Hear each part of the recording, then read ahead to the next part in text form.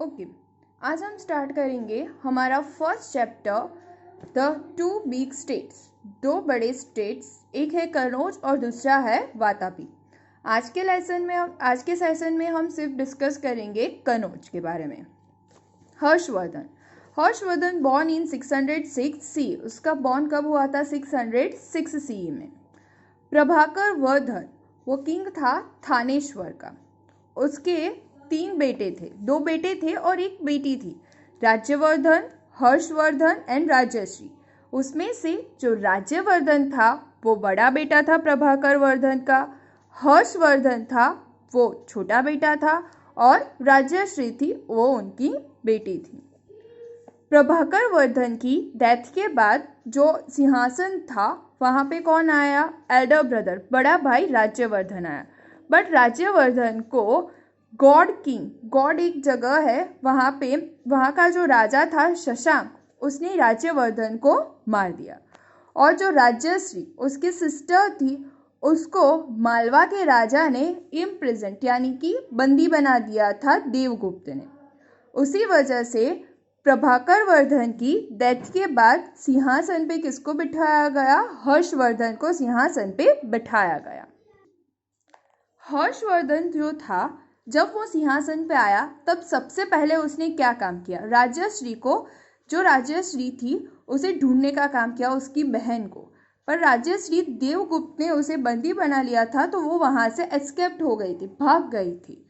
और वो कहाँ भाग गई थी? विंध्य फॉरेस्ट की ओर भाग गई थी। उसने उसे ढूंढने की कोशिश की और वो वहाँ जंगल में, फॉरेस्ट में जो लोग रहते थे, बुद्धिस्ट हार्मिट्स, दिवाकर मित्र, उनकी मदद से उन्होंने अपनी बहन राजश्री को ढूंढ लिया। जो राजश्री थी वो सती होने के लिए जा रही थी क्योंकि उसके पति की डेथ हो चुकी थी, तो बट उसने उसे बचा लिया। और जो कनौज था वो कैसा हो गया? विदाउट द किंग, राजा के बिना का राज्य हो गया कनौज। उसी वजह से कनौज का जो राजा था वो भी किसको बना दिया गया? हर्षवर्धन को ही कनौज का राजा बना दिया गया। हर्षवर्धन जब कनौज का राजा बना तब उसने देवगुप्त था उसे डिफीट कर दिया था। और हर्षवर्धन और कुमारगुप्त और किंग ऑफ कामरूप यानी कि वो कहाँ का राजा था? आसाम का राजा था।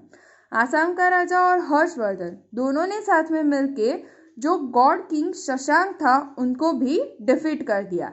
इस तरह से जो थानेश्वर छोटा सा राज्य था वो एक बड़े किंगडम में, नॉर्थ इंडिया में बहुत ही बड़ा पार्ट हो गया था नॉर्थ इंडिया में। जो हर्षवर्धन था उसने पुलकेशी II के साथ भी फाइटिंग की थी इन साउथ इंडिया में, बट उसके सामने वो डिफीट हो गया था हर्षवर्धन। तो यहाँ तक हमने जो पढ़ा वो उनकी बेसिक स्टोरी के बारे में पढ़ा। अब है हर्षवर्धन रीजन एंड एडमिनिस्ट्रेशन। जब वो राजा बन गया तब वो एडमिनिस्ट्रेशन किस तरीके से करता था, तो उसका जो डेली रूटीन था वो 3 हिस्सों में बटा हुआ था। First part administrative, second public welfare and third religious activities. वो जब अपना काम करता था वो बहुत ही ज़्यादा डिलीजेंट था। डिलीजेंट यानी कि बहुत ही ज़्यादा रिस्पॉन्सिबल था। वो इतना रिस्पॉन्सिबल था कि कभी कभी वो अपना काम करते करते खाना खाना भी भूल जाता था। वो इतना अपने काम के लिए डेडिकेटेड था। Imprints left by Harshvardhan. Harshvardhan ने क्या क्या बनवाया था? हाउसेस, वेल्स, लेक्स, मठ यानी कि जहाँ पे ये बुद्धिस्ट मॉन्क्स जो अपना रिलीजियस मीट करते हैं, विहारास जहाँ पे वो लोग रहते हैं, एंड प्रोहिबिटेड एनिमल स्लक्टर यानी कि एनिमल के जो शिकार होते हैं उस पर उसने रोक रखाई थी हर्षवर्धन ने। फिर है Buddhist religious meet, fires, huge religious congregations. तो बुद्धिस्ट रिलीजियस मीट, हर रोज वो बुद्धिस्ट रिलीजियस मीट यानी कि धार्मिक सभा करता था और हर 5 साल में वो कॉन्सेंट्रेशंस, उसका मतलब होता है बहुत सारे बुद्धिस्ट लोग, सारे डिफरेंट रिलीजियस के लोग होते थे, वो वहाँ पे इकट्ठे होते थे। ऐसा वो हर 5 साल में करता था और उस टाइम पे वो अपनी सारी ट्रेजरी डोनेट कर देता था। Given away ornaments would be wearing at the time. उस टाइम उसने अपने खुद के जो भी ऑर्नामेंट्स पहने हुए होते थे वो जो भी बुद्धिस्ट और जो भी लोग आए होते थे कांग्रेगेशंस में, उन सभी को वो डोनेट कर देता था।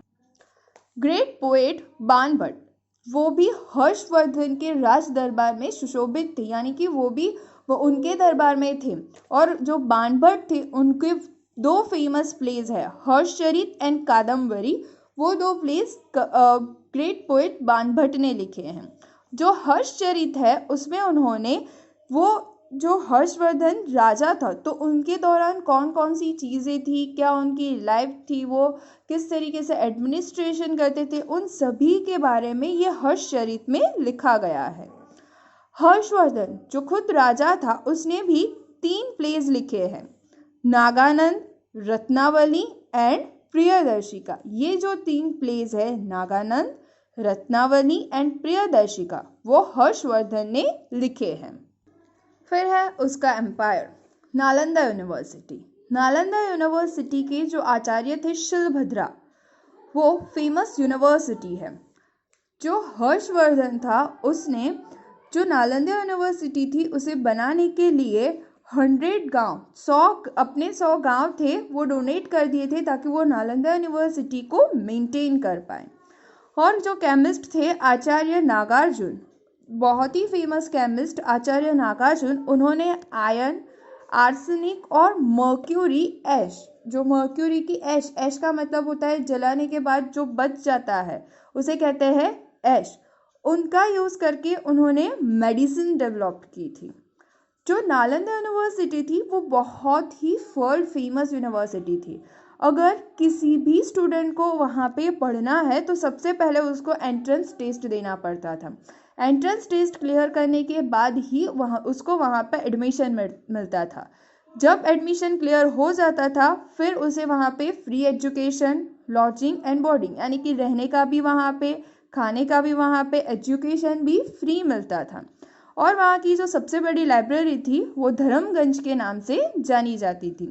और फॉर योर एक्स्ट्रा नॉलेज, ऐसा भी माना जाता है कि वो जो नालंदा यूनिवर्सिटी है वो कोई रूलर था, उसने उसको जला दिया था। और जब उसे नालंदा यूनिवर्सिटी की जो लाइब्रेरी थी उसे जब जलाया गया तब उसमें इतनी सारी बुक्स थी कि वो सारी जल के होने में उसे 6 मंथ का टाइम लगा था। नालंदा ये जो लाइब्रेरी है उसे जल के राख होने में।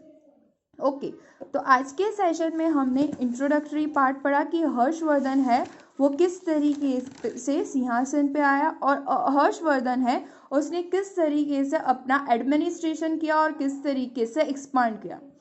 हर्षवर्धन है उस टाइम पे लाइफ कैसी थी उन सभी की, और जो दूसरा बिग स्टेट है वातापी जो साउथ इंडिया में है उसके बारे में हम नेक्स्ट सेशन में डिस्कस करेंगे।